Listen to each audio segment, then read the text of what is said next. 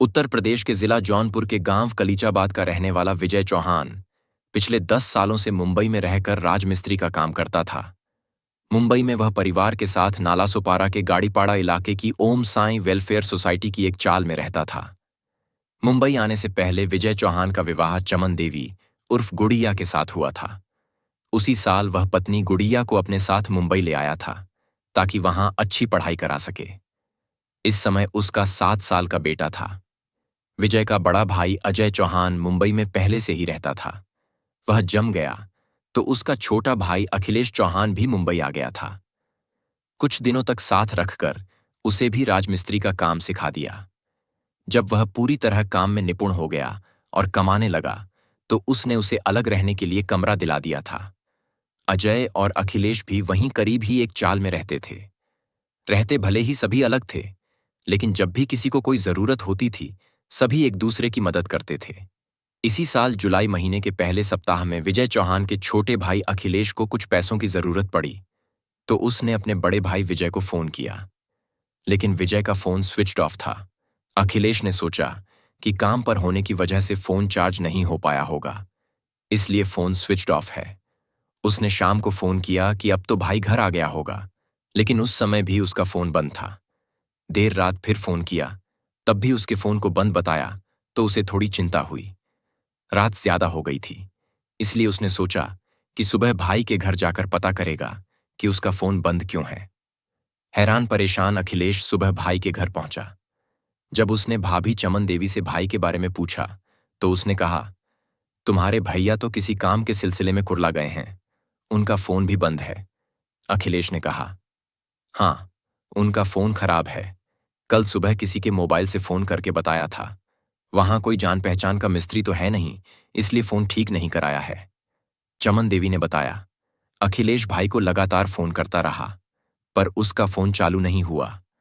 तब वह भाभी को फोन करके भाई तथा उसके परिवार के बारे में पूछ लेता था, लेकिन वहां से आने के 9 दिन बाद भाभी का भी फोन लगना बंद हो गया। तब उसे चिंता हुई। अपनी चिंता दूर करने के लिए वह 20 जुलाई 2025 को एक बार फिर भाभी के घर जा पहुंचा। भाभी के घर जाने से पहले उसने बड़े भाई अजय को भी फोन करके विजय के घर पहुंचने के लिए कह दिया था। जब दोनों भाई विजय के घर पहुंचे तो घर पर भाभी भी नहीं मिली। तब उन्हें शक हुआ।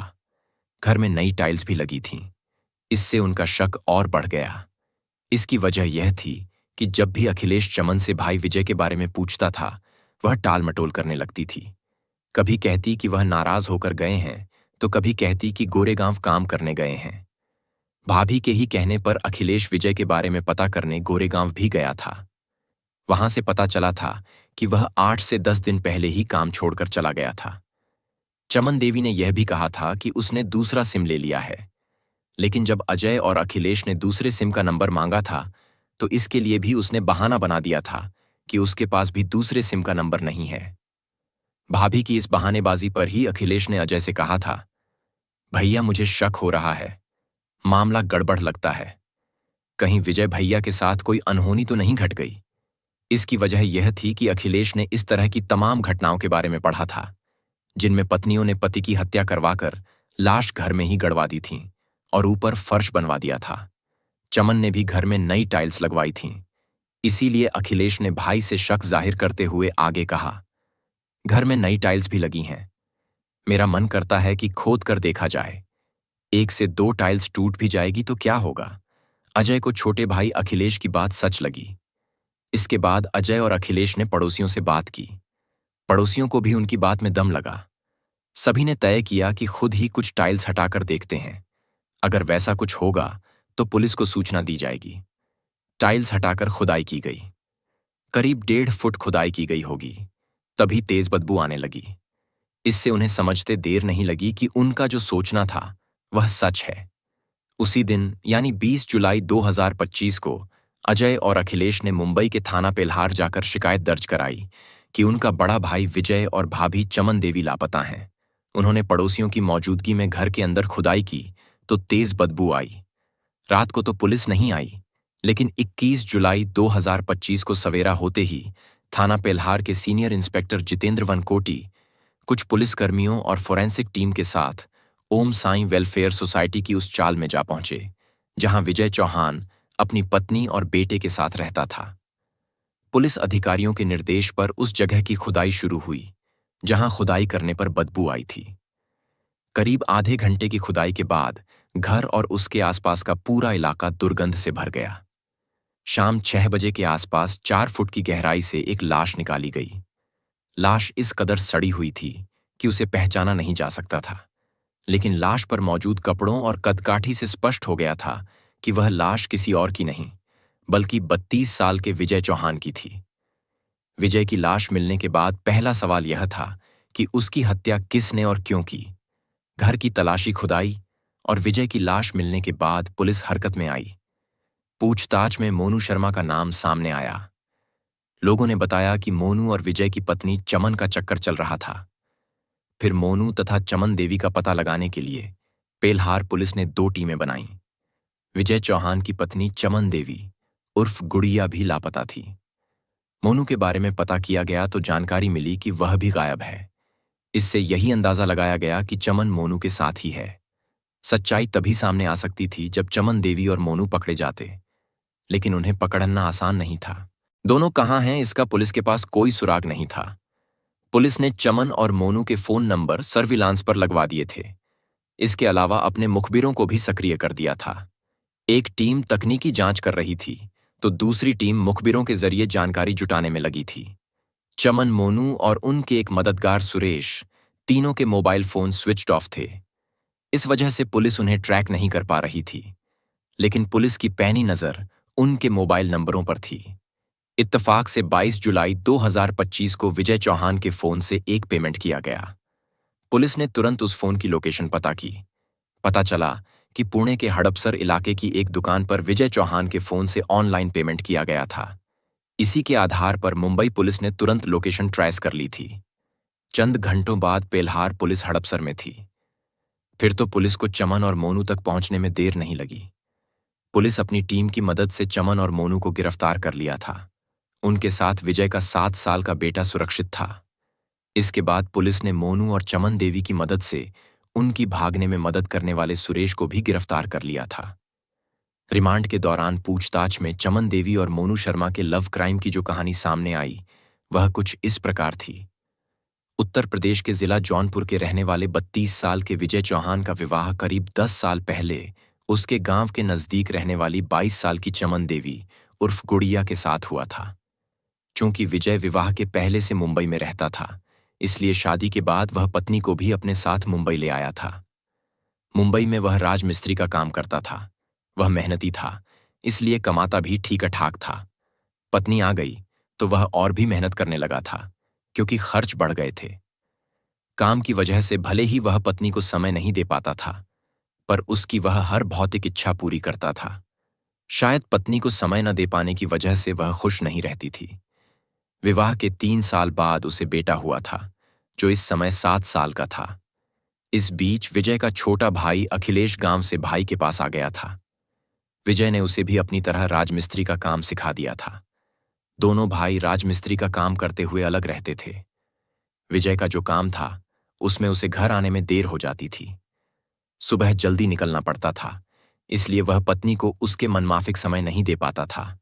यही वजह थी कि चमन का झुकाव पड़ोस में रहने वाले 20 साल के मोनू शर्मा की ओर हो गया, जबकि मोनू उससे उम्र में 8 साल छोटा था। लेकिन दिल ही तो है, वह किसी पर भी आ जाए। वैसे भी कहा जाता है कि प्यार न उम्र देखता है और न जाति धर्म।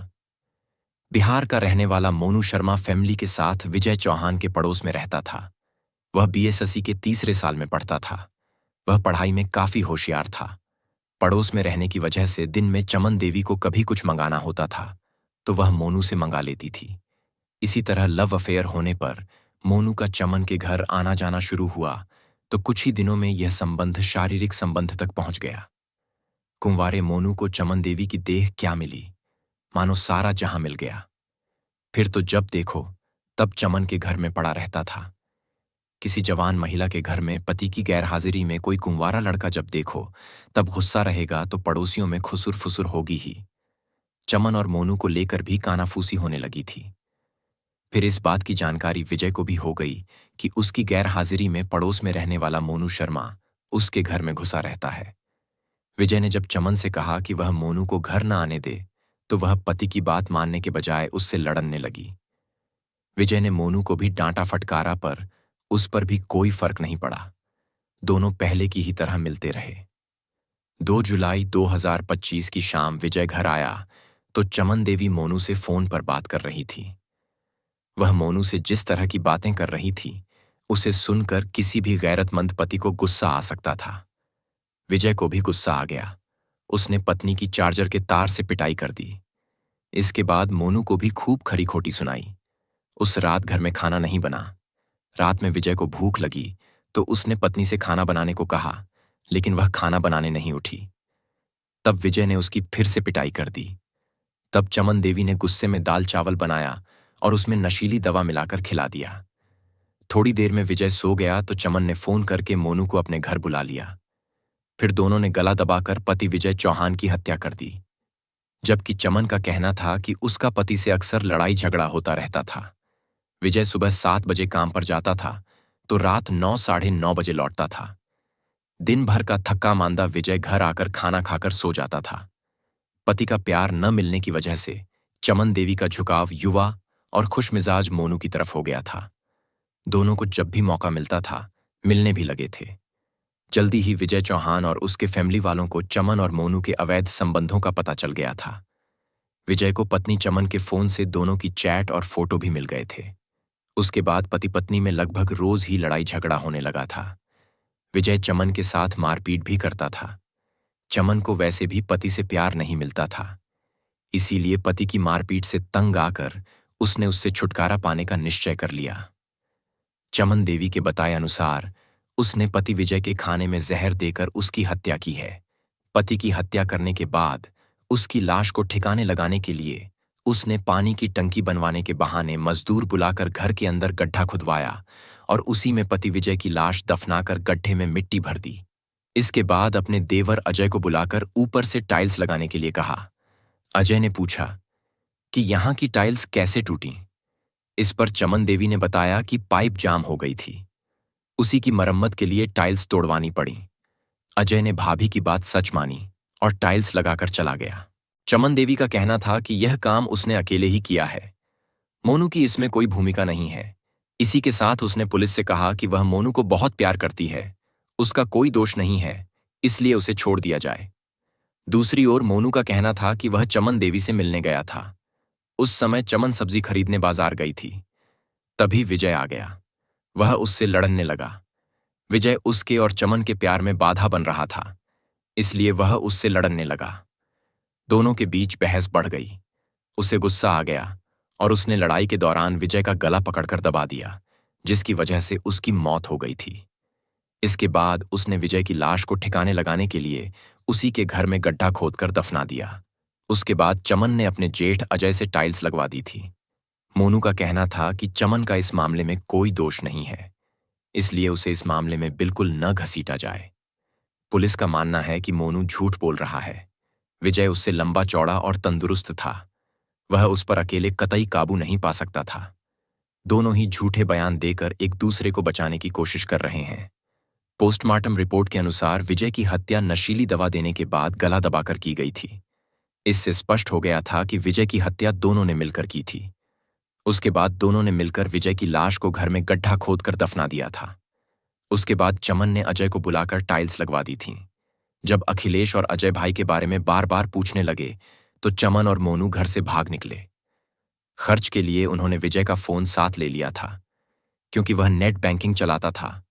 फोन की पिन उन्होंने सुरेश से बदलवा ली थी। इस तरह उसने उनकी घर से भागने में मदद की थी। उसी फोन से पेमेंट करने पर दोनों पकड़े गए थे। पुलिस ने सारे साक्ष्य जुटाकर चमन देवी उर्फ गुड़िया और मोनू शर्मा को 30 जुलाई 2025 को फिर से अदालत में पेश किया था, जहां से उन्हें जेल भेज दिया गया था। गलत रास्ते की शुरुआत रोमांचक लग सकती है, लेकिन उसका अंत हमेशा बर्बादी होता है। सोचिए, समझिए और सही निर्णय लीजिए। मिलते हैं एक और सच्ची घटना के साथ।